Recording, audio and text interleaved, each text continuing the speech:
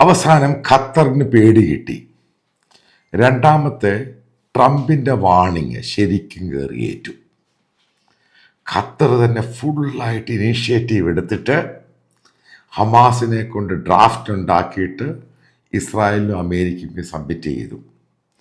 Israel അത് almost സമ്മതിച്ചു. ഏകദേശം 2-3 ദിവസത്തിനുള്ളിൽ ഈ ബന്ദികളെ മോചിപ്പിക്കും. ഈ വലിയ രീതിയിലുള്ള ഹമാസിൻ്റെ ഡിമാൻഡ്, ഖത്തറിൻ്റെ ഡിമാൻഡൊക്കെ ഒലിച്ചു പോയി. അതായത് ട്രംപ് പിടിച്ച് വിരട്ടി. ഒറ്റ വിരട്ടാണ് ഉണ്ടായത്. ഓഫീസിൽ വരുന്നതിന്, പ്രസിഡന്റ് ആകുന്നതിന് മുമ്പ് ബന്ദികളെ മോചിപ്പിച്ചിരിക്കണം, അല്ലെങ്കിൽ ഇൻഡയറക്റ്റ് ത്രട്ട് കൊടുത്തു ഖത്തറിന്, നിനക്ക് ഞാൻ പണി തരും. കാരണം ഡയറക്റ്റാണ് ഈ സംഭവം. കാരണം അവർ പറഞ്ഞ് മിഡിൽ ഈസ്റ്റ് ഏഷ്യ എന്ന ട്രംപ് പറഞ്ഞത്, പക്ഷേ ഉദ്ദേശിച്ച ഖത്തറിനെ തന്നെയാണ്. ഗെയിം വളരെ വൃത്തികെട്ട ഗെയിം കളിക്കുന്നു. മത തീവ്രവാദവും അതേപോലെ ഭീകരപ്രവർത്തനം അനുകൂലമായിട്ട് ഗെയിം കളിക്കുന്നു. അതിനൊരു വാൺ ചെയ്ത്, കാരണം ഖത്തർ അമീർ അയാളെ തെറിപ്പിക്കുമെന്ന് തന്നെ പറഞ്ഞു. അമേരിക്കൻ ബേസ് മാറിക്കഴിഞ്ഞ് അവിടെ തെറിച്ചു.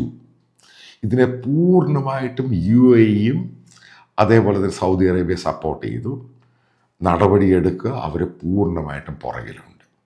ഇപ്പം നിങ്ങൾ ചോദിക്കും, ബേസ് മാറിയാൽ എന്ത് ചെയ്യും? ഉറപ്പായിട്ട് നാളെ ഈ സൗദി അറേബ്യ കയറി ഇങ്ങനെ അവരുടെ ഒരു 5-6 ടാങ്ക് കയറി ഉരുണ്ട് കഴിഞ്ഞാൽ സൗദി അറേബ്യയുടെ കയ്യിലിരിക്കും ഈ ഖത്തർ. അപ്പം പല സുഡാപ്പി മക്കളൊക്കെ എൻ്റെ പല വീഡിയോയുടെ താഴെ ഖത്തർ പേടിച്ചോന്ന് ചോദിച്ചു. അതിനുള്ള റിപ്ലൈ ആണ് തരുന്നത്. ഈ പറയുന്ന പല അറേബ്യൻ രാജ്യങ്ങളും കയ്യാലപ്പുറത്തിരിക്കുന്ന തേങ്ങ പോലെ. ഇവിടെ ഒക്കെ ജനാധിപത്യമൊന്നുമില്ല. എന്ത് ജനാധിപത്യം? അമേരിക്ക എന്ന് പറഞ്ഞ ഡീപ് സ്റ്റേറ്റിൻ്റെ ഗെയിം മനസ്സിലായിക്കോണം. അതിൻ്റെ അകത്ത് ബൈഡൻ അഡ്മിനിസ്ട്രേഷൻ മുതലെടുക്കാൻ അവരെന്താ പറയും, ഇത്രയും നാൾ അയാൾ ഭരിച്ചപ്പോൾ ഉണ്ടായില്ല. ഇപ്പം പറയുന്നത് ചില അയാളെ സപ്പോർട്ട് ചെയ്യുന്ന അമേരിക്കൻ മീഡിയ പറയുന്നത് ബൈഡൻ്റെ താല്പര്യമാണ് അദ്ദേഹം പോകുന്നതിന് മുമ്പ് ഒരു സൊല്യൂഷൻ ഉണ്ടായിട്ട് ബന്ദികളെ മോചിപ്പിക്കണം. പക്ഷെ അതൊന്നുമല്ല ഇതിൻ്റെ പ്രധാന കാരണമെന്ന് പറഞ്ഞാൽ ട്രംപ് കയറി ഒരൊറ്റ വരട്ടി. ആദ്യത്തെ പറഞ്ഞു, രണ്ടാമത്തേത് പറഞ്ഞു, ഖത്തറിൻ്റെ ഭരണകൂടത്തിന് പ്രത്യേകം പിടികിട്ടി, അവനൊക്കെ നാളെ തെറിക്കാൻ പോവുകയാണ്. അതായത് മനസ്സിലാക്കാൻ, ട്രംപ് വന്നു കഴിഞ്ഞാൽ ഖത്തറിൻ്റെ മേളിൽ കടിഞ്ഞാണിടും, ഉറപ്പായിട്ടും കടിഞ്ഞാണിടും. കാരണം പല ഇന്ത്യൻ ബിസിനസ് പല ആൾക്കാർക്ക് ജോബ് വിസയുടെ കാര്യത്തിൽ ഡിസ്ക്രിമിനേഷൻ, അതായത് ഹിന്ദുക്കളും ക്രിസ്ത്യാനികളും വന്നുകൂടാ, മറ്റ് പല രീതിയിലും പല ആൾക്കാരുടെയും അവിടെ ജോലി ചെയ്ത് അവിടെ കോൺട്രാക്റ്റ് എടുത്ത പല കമ്പനികൾക്കും ബില്ല് കൊടുക്കുന്നില്ല, വല്ലാത്ത ദ്രോഹം നടത്തുകയാണ്. ഇതിനൊക്കെ അറുതി ഉണ്ടാക്കാൻ പോവുകയാണ്. ഖത്തറിനെ കയറി ഈ അമീറിൻ്റെ ശരിക്കും കയറി അങ്ങ് ഉടയ്ക്കുമെന്ന് പറഞ്ഞ വാക്കിൻ്റെ അർത്ഥം പിടികിട്ടിയില്ല. അതാണ് നടക്കാൻ പോകുന്നത്. അതായത് ഒരുപ്പെട്ട ഗ്ലോബൽ മീഡിയ എല്ലാം കൺഫേം ചെയ്ത്, ഇസ്രായേൽ കൺഫേം ചെയ്തു, ഡ്രാഫ്റ്റ് തയ്യാറായിട്ടുണ്ട്. ഇപ്പോൾ ഹമാസിനും ഖത്തറിനും ഒരു ഡിമാൻഡും ഇല്ല. കംപ്ലീറ്റ് ആയിട്ട് അവർ സറണ്ടർ ചെയ്തു. ഇത് ലോകത്തിന് ആവശ്യമാണ്. കാരണം ഒരിക്കലും ഒരു ഭീകര പ്രസ്ഥാനങ്ങളെ സപ്പോർട്ട് ചെയ്യുന്ന പൂന പോലൊരു ചെറിയ ഇഷ്ടം പോലെ പണമുണ്ട്, അതിന് ഒരു കാരണവശാലും ഫെസിലിറ്റേറ്റ് ചെയ്യാൻ പാടില്ല. അവരെ ചൊൽപ്പടിക്ക് തന്നെ നിർത്തണം. കൂടുതൽ അഹങ്കരിച്ചാൽ വഷളാവുകയാണെങ്കിൽ ഇവർക്കൊക്കെ അറിയാം അമേരിക്കയുടെ പവർ എന്തുവാണ്.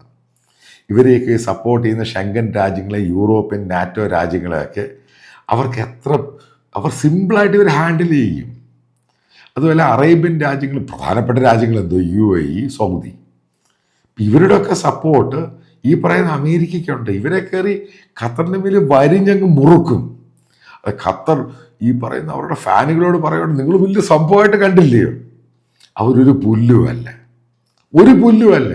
ഇന്ത്യ ഒരൊറ്റ വരട്ടി കഴിഞ്ഞപ്പോൾ അവിടെ അവരെ തടവിൽ വധശിക്ഷയ്ക്ക് വിധിച്ച ഇന്ത്യയുടെ നാവികരെ ഉടൻ തന്നെ പറഞ്ഞു വിട്ടു. അത്രയേ ഉള്ളൂ ഈ സാധനം. അത് സുഡൂസിനും ഇവിടുത്തെ മത തീവ്രവാദികൾക്കും വലിയ സംഭവമായിട്ട് തോന്നും. ഖത്തർ എന്തോ കുന്തമാണ്. ഒരു കുന്തമല്ല. ഖത്തറിന് ഒരു പുല്ലും ചെയ്യാൻ പറ്റത്തില്ല. ഇഷ്ടംപോലെ പണമുണ്ടെന്നല്ലാതെ അവരെ പല രാജ്യങ്ങളും, അവർക്ക് എംബസി എല്ലാം ഉണ്ട്, ഇത് പണം കൊടുത്തുണ്ടാക്കി വെച്ച സംഭവമാണ്. പക്ഷെ പല രാജ്യങ്ങളും ഇവരെ റെസ്പെക്റ്റ് ചെയ്യുന്നില്ല. കാരണം ഇവരുടെ ഈ സപ്പോർട്ട് ബേസ്, കാരണം അമേരിക്കയുടെ പാവയായിട്ട് നിന്നൊരു സാധനം പെട്ടെന്ന് ചലഞ്ച് ചെയ്യാൻ ശ്രമിച്ചു കഴിഞ്ഞപ്പോൾ, ചലഞ്ച് ചെയ്യാനാണ് ശ്രമിച്ചത് ഹമാസും ഈ പറഞ്ഞ ഇറാൻ മറ്റേ ഹിസ്ബുള്ള ഇഷ്യൂ ആയിട്ട്, അവിടെയാണ് കയറി പിടിച്ചത്. അതായത് മനസ്സിലാക്കുക, ലോക സമാധാനത്തെ ചലഞ്ച് ചെയ്യാൻ മത തീവ്രവാദികളെ അവർക്ക് അനുകൂലമായിട്ട് നിന്ന് ലോകത്തെ മുഴുവനും ചലഞ്ച് ചെയ്യാൻ ശ്രമിച്ച ഖത്തറിന് കിട്ടിയ തലക്കടിയാണ്. ഇനി വേറെ കാര്യം പറയാം, ഈ ഖത്തർ അമീർ എന്ന് പറഞ്ഞാൽ എത്ര നാൾ ആ സീറ്റിലിരിക്കും? അവിടെ ഗെയിം പ്ലാൻ ഉണ്ടായിരിക്കും.